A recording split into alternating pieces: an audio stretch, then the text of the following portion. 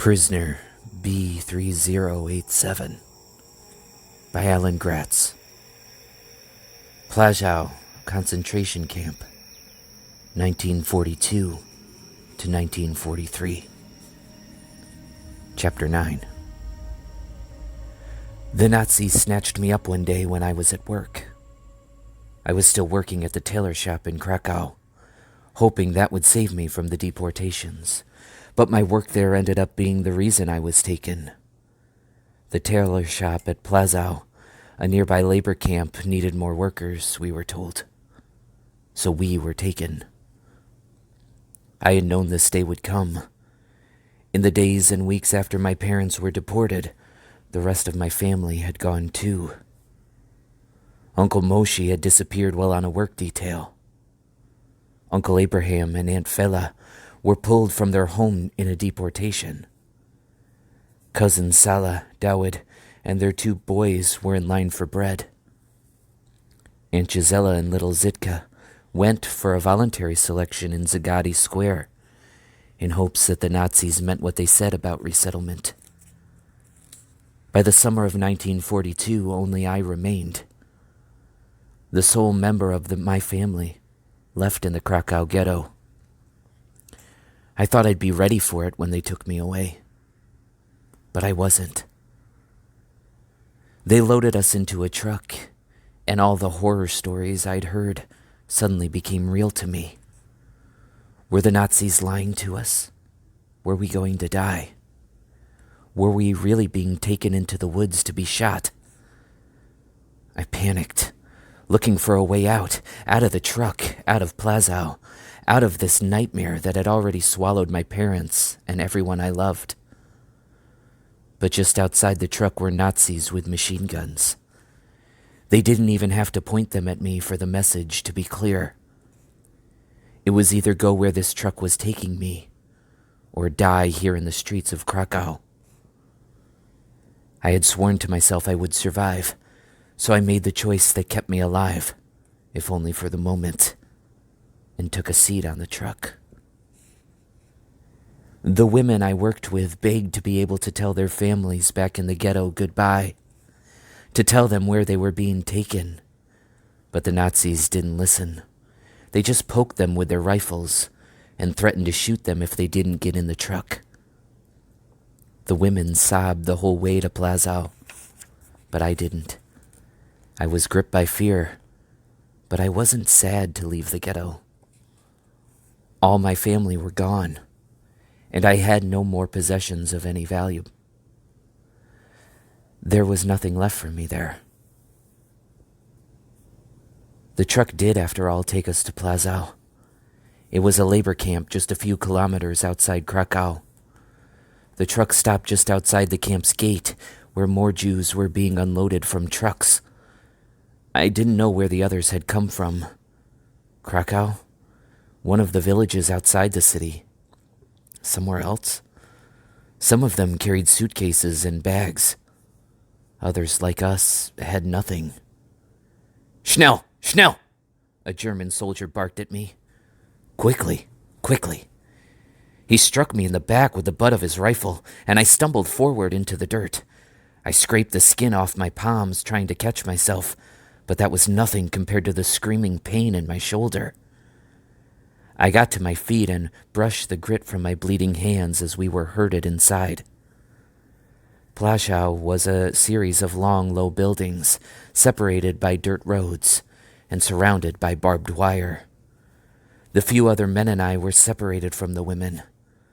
A guard ordered us to turn over any valuables, and I gave him the few zlotsky I had in my pockets.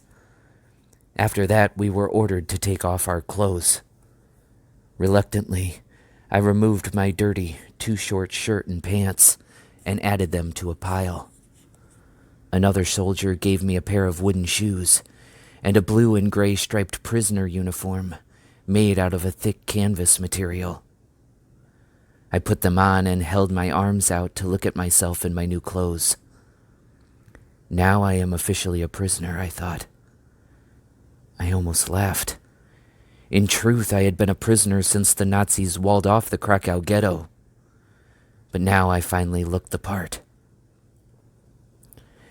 As we were all given uniforms, we were marched to the Plaszow tailor shop by another prisoner wearing a yellow armband. He was a capo, he told us, a prisoner who'd been put in charge of the other prisoners by the Nazis, so they wouldn't have to deal with us all the time. We were to do what he told us, he said, or we would feel the sting of the wooden club he carried. All of us knew enough by now to follow along and do what we were told without speaking. There were thousands of prisoners at Plaszow, most wearing a yellow Star of David on their uniforms to show they were Jews. But there were other prisoners too, I soon learned, all of whom wore different colored triangles. The red armbands belonged to political prisoners. Green meant criminals. Black armbands were worn by gypsies, though there were very few of those, as they were usually killed straight off. Purple meant Jehovah's Witness. Homosexuals wore pink. And all of them had a little letter in their triangle to tell you where they were from. P meant Poland, or Pole. T meant Czechin, or Czech. J meant Yugoslavian, or Yugoslavian. There was no letter in the Jewish stars, though. No matter where we had come from, we had no country. We were only Jews. As I scanned the prisoners along the way to the tailor shop, I thought I saw a familiar face. I couldn't believe my eyes. It was Uncle Moshe. "Uncle Moshe," I called. "Uncle Moshe, it's me, Yannick." Moshe looked up, not in excitement, but in horror. His eyes were wide and he shook his head at me quickly before turning his gaze back to the ground. "Who called there? Who was that?" our capo barked, bringing my group to a halt. The prisoners looked back over their shoulders to show it hadn't been them, and I looked back too, as though trying to see who had called out. One of the men behind me gave me an angry glare, then turned as if to see if he could find the source of the yell behind him. "The prisoners will remain silent unless spoken to," the capo told us, and he struck a man in the back with his club. As the capo herded us the rest of the way to the tailor shop, my face burned with shame. I was such a fool. Someone had been hurt because I'd called to Moshe. I resolved then and there not to speak again until I could find Moshe and talk to him privately. We worked all day in the tailor shop, doing what we had done in Krakow, only now there were more SS guards, and we were often beaten for no other reason than because we were Jews. I saw one man struck so hard in the head with a club that he fell off his stool and didn't get up again. He was dragged away and never returned. And suddenly I understood why the Plaszow tailor shop needed new workers, and always would. That night we were marched to our barracks, where we were each given a small piece of bread and a bowl of watery soup. I was just finishing my meager meal when Uncle Moshe found me. "Yannick," he said. He glanced around to make sure our barrack capo was gone, then pulled me into a hug. I hadn't hugged someone in so long that I was almost too stunned to embrace him back. Moshe held me away from him to look me over, then pulled me close again. "I'm sorry I couldn't greet you this morning, but no doubt you've seen what they do to anyone who speaks out of turn." I nodded. "Yannick, we haven't much time," he whispered. "Listen closely. Here at Plaszow, you must do nothing to stand out. From now on, you have no name, no personality, no friends, no family. Do you understand? Nothing to identify you, nothing to care about. Not if you want to survive. You must be anonymous to these monsters. Give your name to no one. Keep it secret. In here," Uncle Moshe said, tapping his heart with his fist. "Are my parents here?" I asked him, daring to hope. If Moshe was alive, why not my mother and father? Moshe shook his head. "I am sorry, boy. No." Unless they were taken to another work camp, they are most likely dead. And Plaszow is where they bring most of us from Krakow, being so close. My legs felt wobbly. I had to sit down on my bunk, or I would have collapsed. I had known my parents might be dead. There were the rumors, after all, about where people went when they were taken. But I suppose I'd never really let myself truly believe it until now.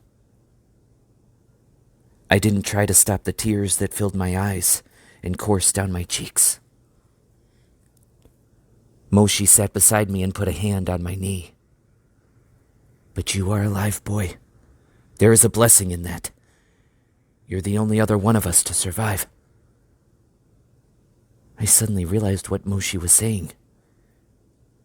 Aunt Gisela? Little Zitka, I asked, his wife and daughter.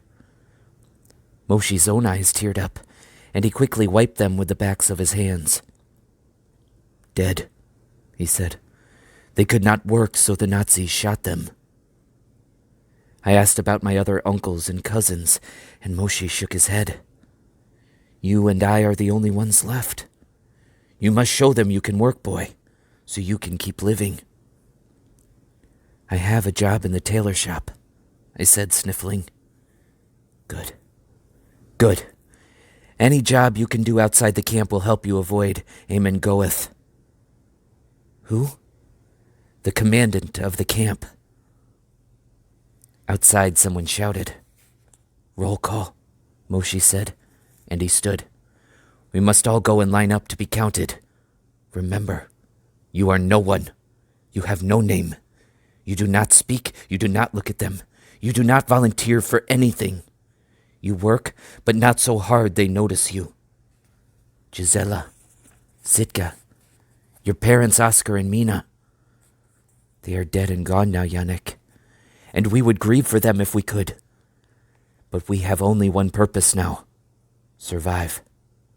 Survive at all costs, Yannick. We cannot let these monsters tear us from the pages of the world. I nodded, wiping away my own tears, and followed Moshe to the open field in the camp, where roll call was taken. We were lined up in row upon row, while the Nazis checked the numbers on our uniforms against the tally on their clipboards. I realized then, they would beat us and starve us and shoot us like we didn't matter, but they would always keep track of us. While soldiers worked their ways up and down the lines checking us off, one man in a crisp SS officer's uniform and tall riding boots walked among the prisoners, twitching a riding crop against his legs. Two sturdy-looking German shepherd dogs followed along behind him. The SS officer stopped in front of the prisoner beside me and suddenly commanded his dogs, Attack! Attack! Kill the Jew! The two dogs were calm as pets at one moment. In the next instant, they became rabid killers. They leaped at the man and took him down in their jaws. The man screamed for mercy and then for help as the dogs bit and tore at him right beside me. I wanted to help, to fight back. But Moshe glanced back at me with a warning in his eyes, and I remembered. I was no one. I had no name. They must not notice me. So I stared straight ahead at the ground, just like everyone else. Silent and still as the man beside me was ripped apart. When he stopped moving and stopped crying out, the SS officer shot the man through the head with his pistol. Goeth looked into our faces, daring one of us to react, then walked away laughing. That was how I was introduced to Commandant Eamon Goeth. When roll call ended, Moshe went to his barrack and I went to mine. The man beside me hadn't been the only man to die at roll call. Another was shot, supposedly for not smacking his cap against his leg with enough snap when doffing it for one of the soldiers. I felt as though I had survived a battle. "What's that make the score?" I heard someone ask. It was one of the men who had already been in the camp before I arrived. Goeth 7, Jews nil, another man told him. What's that? I asked. How many Jews Goeth has killed since you've been here? No, the man said. How many Jews Goeth has killed today? Chapter 10. Eamon Goeth wouldn't have his breakfast each day until he'd killed at least one Jew. He liked most to sit on the second-floor balcony of his house, overlooking the camp, and shoot Jews with a rifle while he listened to music on his record player. It didn't matter who you were or what you'd done. If you hurried through the parade grounds, trying not to get shot, he would shoot at you on purpose. You had to walk through normally, acting like there wasn't a madman on the balcony above you with a rifle ready to shoot you, and hope he didn't notice you. The best way to not get shot was to not be there in the first place. I escaped the daily shooting gallery through my job at the tailor shop. I left early in the morning and returned in time for roll call, and then hard bread and thin soup in the barracks each night. Uncle Moshe did the same, working in a furrier's shop outside the camp. There was still a chance Goeth would get me at roll call. No one was safe, not even the capos, but with Moshe's help, I learned to be anonymous enough to survive for months. Then the tailor shop closed down. I was never sure why, but one morning, when the other tailors and I assembled, we were told our services at the factory were no longer required. We looked around nervously at one another. Without our off-camp job, we would be around Eamon Goeth all day, and without special skills, we were even less valuable than before. I was put to work building new barracks for the never-ceasing truckloads and trainloads of Jews brought to Plaszow every day. It was backbreaking work, digging out a level patch of earth, hauling rocks in wheelbarrows, hammering boards in place, and always there was the threat of Eamon Goeth and his dogs. After a man on my work detail was killed for moving too slowly, Uncle Moshe traded his daily rations to a capo to get me assigned to a new job outside the camp. I reported to my new work detail the next morning and was loaded into a truck, not knowing where we were going or what we were doing. None of us did. This was some new job no one had ever done before, and we were all a little nervous. There was always a chance that our work would be to dig graves in the woods and then be shot to fill them.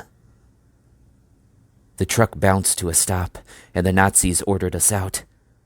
But it wasn't the woods we had been taken to, or another factory. It was the Krakow ghetto. We looked at one another in wonder. Why had we been brought back to the ghetto? A guard at the gate on Lewowska Street let us through, and we saw right away what was different. There were no more people. No one was on the streets, and no one was in the houses. The whole ghetto had been liquidated after I'd left. There was no sign of life anywhere. "The entire ghetto must be cleaned," one of the Nazis told us. "There must be no taint of Jews left." We were told how to search each flat for anything of value, and how to sort what was left into piles on the floor for removal and disposal. Clothes should be sorted in one way, household items in another. We were to take nothing out with us, under penalty of death. As I walked the empty streets of Pogorzy, my chest felt heavy. I was overwhelmed with memories. I hadn't been gone long, and the last few years I had lived there had been a nightmare. But what I remembered wasn't the snow shoveling and the shootings and the starvation. I remembered walking to the market with my mother, visiting my father at work, playing ball in the street with my friends. This neighborhood had been my home once, and it always would be, even after the taint of Jews had been scrubbed away. As if to tear my heart into even more pieces, I was assigned to clean out the apartment building where I had lived with my parents. While other boys worked the bottom floor, I climbed the stairs. I stopped and stood where no one could see me, remembering. Mr. Barchwick on the second floor, singing along with the late radio. Mrs. Zemansky sweeping the third-floor landing. Any minute now, I thought, my mother's voice would come calling down the stairs. "Yannick, dinner!" I waited, but there was no radio, no sweeping, no call from my mother. Nothing but the quiet shuffling of the boys working the flats on the first floor. I climbed the stairs to my old floor and crept down the hall. This corridor had once been so familiar to me that I had traveled it without ever really seeing it. But now it was different. Now I could see the worn spots in the hall rugs, the broken piece of molding along the ceiling, the burned-out bulb in the light fixture. There was a new smell, too, something putrid, like nothing I had ever smelled before. It was the strongest near the door of Mr. Tatarka's flat. The door was ajar, and I pushed it open the rest of the way to look inside. Mr. Tatarka lay in the middle of the front room of his apartment, beside the chair he'd stolen from the Immerglicks, dead in a pool of his own blood. At least I thought it was Mr. Tatarka. The body was black and shriveled, all rags and bones, and I stumbled back into the hall and retched. The smell, the sight of it, it was all just too much. I threw up again, tears streaming from my burning eyes, and I ran. I ran not for my old flat, the one we had shared with the 3 other families. I ran instead for the roof, where it had just been me and my mother and father, safe and alone in our little pigeon coop. I burst through the big metal door and out onto the rooftop, gulping in big lungefuls of fresh air. The smell eventually went away, but not the memory of it, nor the vision of Mr. Tatarka's decomposing body. I stood with my hands on my knees for a while, until my breath returned to normal. But I knew I'd have to get back soon. It wouldn't do for the Nazis to notice me for any reason. I went into the pigeon coop, fighting back all the memories of my mother and father. I sifted through what was left. Someone else had lived here after I had been taken. There was a tattered scarf I didn't remember, and a red blanket that hadn't been mine. But my father's old coat was still there in the corner. I knew I couldn't take it with me. But I picked it up and put it on, more to remember the smell of him than anything. It fit me better than it ever had, and I realized suddenly that, even though I was thin and starving, I had still grown. I was 14 now, and almost as tall as my father had been. I was pulling the coat off when I felt a lump in one of the sleeves. I felt it with my fingers. Something was sewn into the sleeve. Of course. Mother had sewn our extra money into our coats so it couldn't be stolen in a raid. I glanced outside the coop to make sure no one else had made it to the roof yet, and I hastily ripped the seams of my father's coat apart. There were 1,000 zloty inside. I dug through the pile of things, found my old coat as well, and ripped out the seams. Another 1,000 zloty, 2,000 zlotsky. The Nazis didn't sell food in the labor camp, of course, but there were always ways to buy food smuggled in from the outside. Uncle Moshe would know how. Using a needle and thread from my mother that had been left behind, I tore out one of the seams in my prisoner coat and sewed the money inside. I knew how to sew beautifully now that from my work in the tailor shop. I finished quickly and was pleased with my work. Only the closest examination would find the money hidden inside. I hurried to put the rest of the few things in the pigeon coop into piles, in case someone did come up here to clean up, and went back down to find the boys from my work detail. They had already made it to the top floor, and I joined in with the group cleaning out my family's old flat, carefully avoiding Mr. Tatarka's apartment. We worked the rest of the day, putting clothes in one pile, household goods in another. I always went for the clothes first, running my hands along the seams to see if anyone else had had the same idea as my mother. And once found a pair of diamond earrings. I hooked them inside my jacket under my arms and hoped they wouldn't fall out. Uncle Moshe and I were going to eat well tonight. All the way back to the camp, I was worried I would be discovered. But the guards either didn't think we would try to sneak anything back in, or figured there wasn't anything left of value in the ghetto to smuggle. For the most part, they were right. More than just the people had been taken from the ghetto. 2 years of imprisonment and starvation and raids had bled the ghetto dry of almost anything worth owning.